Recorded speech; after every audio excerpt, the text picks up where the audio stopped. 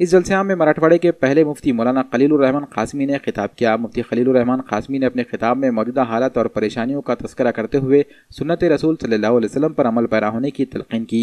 इस जलसे आम की सदारत मौलाना हुस्सामुद्दीन सानी ने अंजाम दी। मुकर्रिर खुसूसी में मौलाना मुफ्ती रिजवान अहमद कासमी ने अपने ज़रीन ख्यालात का इजहार किया। मुफ्ती खलीलुर्रहमान कासमी के खिताब के बाद कुल हिंद नातिया मुशायरा शुरू हुआ, जिसमें आलमी शोहरत याफ्ता शायर मौलाना मुफ्ती तारिक जमील कासमी ने अपने कलाम से सामीन हजरात की काफ़ी दादो तहसीन हासिल की। इसी तरह शायर मौलाना हाफिज़ अब्दुर्रहमान इशाती, नातख्वां मौलाना मोहम्मद वसीम हुसैनी, शायर हाफिज़ मोहम्मद असलम के अलावा जमी उलमा व मुफ्तियान व हुफ़ाज़ कराम व आयमा मसाजिद नांदेड़ ज़िले की कसीर तादाद में मौजूद थे। इस जलसे आम और कुल हिंद मुशायरे में सैकड़ों की तादाद में लोग मौजूद थे।